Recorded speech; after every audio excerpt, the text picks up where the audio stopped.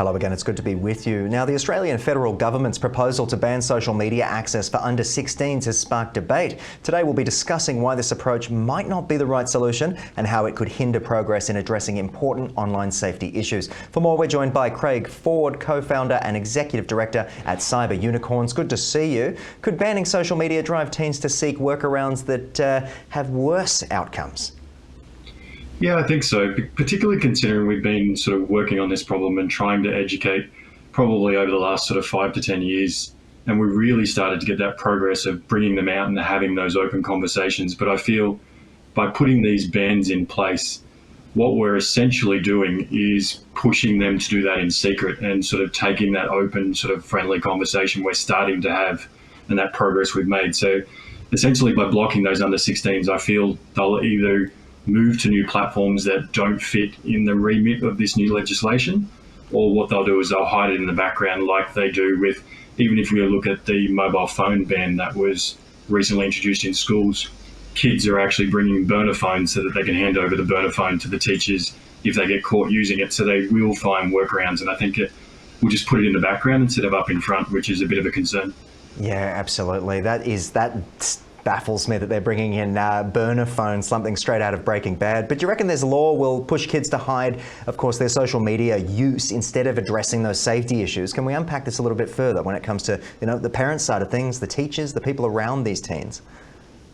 Yeah, I think so. Essentially what we'll do is it'll kind of create that background sort of nature of them, because they'll still use it, because essentially the legislation is talking that grandfather approach of anyone who's under the age of 16 will be automatically banned from the platforms once the legislation is in effect. So what it will do is the teens that are already on these platforms are going to essentially find ways around it. You will get probably a certain percentage that will conform and sort of go with the legislation and sort of fight against it. But I think a great percentage will actually just find a new way to do it, or a new way to communicate.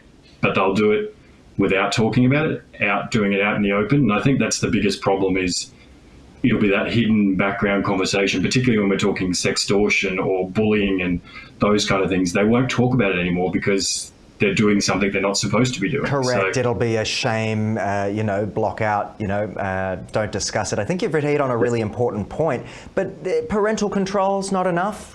Big tech not implementing this stuff in a way that's sort of satisfactory? I think at the moment they're not really doing too much. I think recently Instagram started, so Meta, the parent company, introduced some controls on Instagram which gives parental controls to have a bit of insight and sort of view on what their sort of kids are doing. I think more of that is the better solution, and actually pushing education a lot further and sort of creating that friendly, open conversation with parents and teachers and any sort of trusted adult that the child is sort of happy to discuss it with. And I think probably the key point is probably, from my opinion, there is definitely issues with social media. That's not, I think there's certainly problems, but I think finding a way to help manage that and help educate is better than a complete ban and sort of pushing them into the background so they do it in the shadows. Well, let's talk about that, Craig. What's the best way, do you think, to educate parents and kids, of course, about staying safe online? I feel like since the dawn of the internet, when I was in primary school, giving away my age there, online bullying slowly but surely became more talked about and discussed from a school side of things. Yeah, I think essentially what the best sort of solution, I feel anyway, is probably taking that to the next step. So at the moment they do some general ad hoc kind of conversations in schools around, cyberbullying and those sorts of things. So I think they need to take that to the next step and do almost an embedded in the curriculum cyber education, cyber awareness kind of topic right across that environment, and sort of really push the education. I think at the moment they don't really do enough in that space. There is some organisations like Cyber Marvel, with the New South Wales Education, who's doing some great things, but they just need to either get that access or get that sort of push to really drive that further in education, because I think that is the only key, is education 100%. And sort of the right behaviours and the right activity that they should be doing.